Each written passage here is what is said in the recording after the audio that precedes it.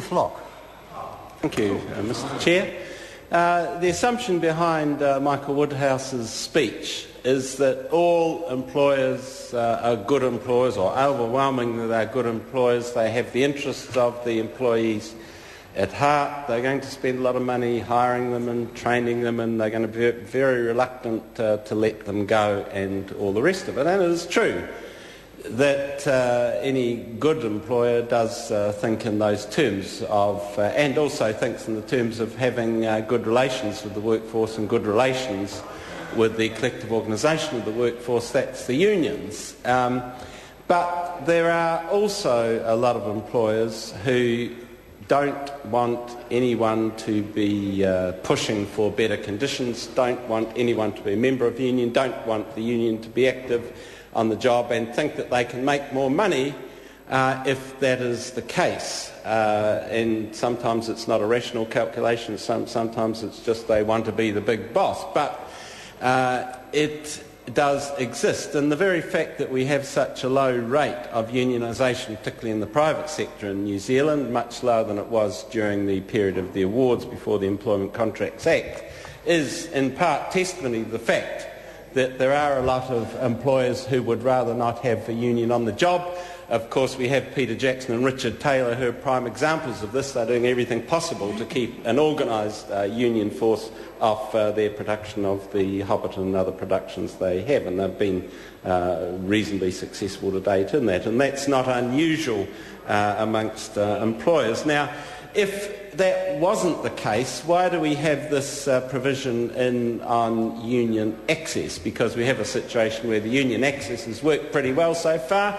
The unions have walked on and off jobs all over the place, talked to their members without any great problems. Of course, they are any good union official is very sensitive to the fact of not disrupting the work process more than is necessary. There's often somewhat of a disruption of the work process by the very fact that they have to talk to workers who are on that job for the 8 hours or whatever it is. But that is minimised, and now we're putting in procedures that are going to seriously disadvantage the unions in getting that access, and that they have to, they can be delayed for up to a couple of days, and the procedure that many union officials work on of going to perhaps 8 work sites a day and having a bit of flexibility of when they arrive at the next work site, because they don't exactly know what the issues are going to be at the work site they visit at 10 o'clock. That might take them half an hour, it might take them 2 hours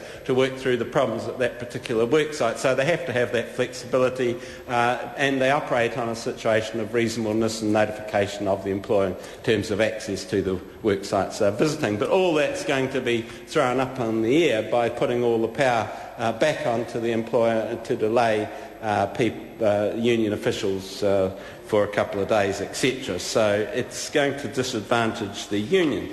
Other provisions too, like the removal of reinstatement as a primary remedy in personal grievance, that's going to push things back against the union too, because a lot of employers want to get rid of, particularly the more stroppy, active union officials.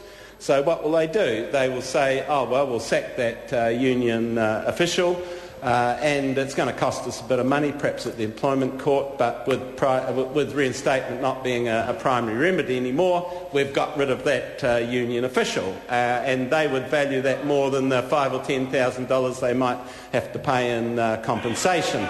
So that is biasing everything against the union too. And then the 90-day provision, and I think Michael Woodhouse said, well, they have to agree to it in the employment agreement for that 90-day provision. But if you're an unemployed worker and, you know, we're running 7% unemployment, whatever it is, you find it hard to get a job, you're not going to say, well, hold on, I'll take this job that you've kindly offered me, but you cut out that clause that says there's a 90-day trial period.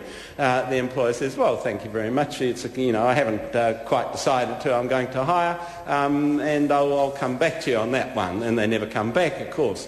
So it's not really a voluntary arrangement, this 90-day trial, and if that worker shows a bit of disposition towards the union, perhaps even joins the union come the 75th day or the 85th day or the 89th day. Oh, well, we'll just get rid of